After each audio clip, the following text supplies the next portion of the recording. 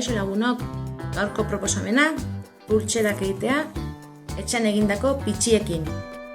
Hortarako, beharko ditugu koloretako papera, edo paper txuria, gero margotuko dugu rotulagailuekin edo margolakin, edo etxean dituzuen, koloretako paperak, marrazkiekin, edo eskulanetako paperak, edo bakoitzak etxean daukanarekin. Ados? Eta mandarinarekin, bai, mandarinak ere erabiliko ditugu pitxiak egiteko.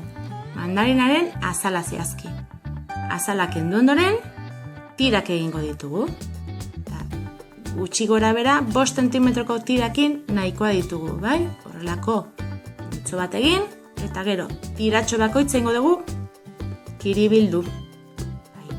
Eta kiribilduta mantentzeko, nik jarri ditu nire alabaren hileko gomak. Eta indet lotu, bai?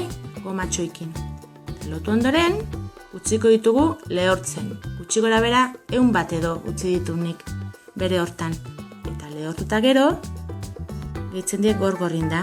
Eta bere forma mantentzen dute. Orduan, gomatxoak kendu ditzazkegu. Eta dauzkaguia prest, pultserak egiteko. Gero, paperarekin zer egin? Berdin. Egin ditut, tiratan moztu.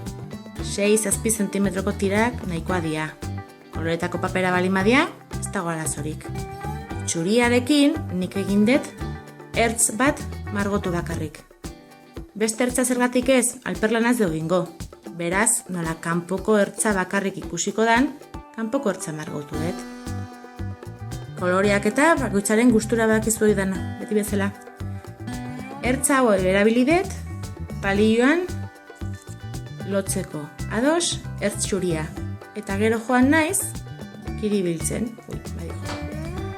Kiribilduet, eta bukatzen dianen, ertzontan barrutikan kolamaten dut, eta bukatzen dut kiribiltzen, eta listo. Ja badaukat paperezko pitxia.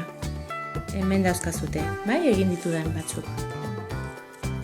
Eta listo, badauzkaguia mandarinak eta papertxoak,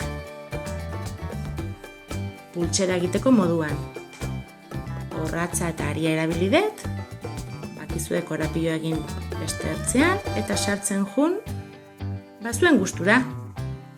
Eta listo, badaukazute apaina atatzeko moduaz, etxatik atatzeko baimen ematen digutenean, edo adibidez, norbait oparitzeko ere bai, laguntxoei edo.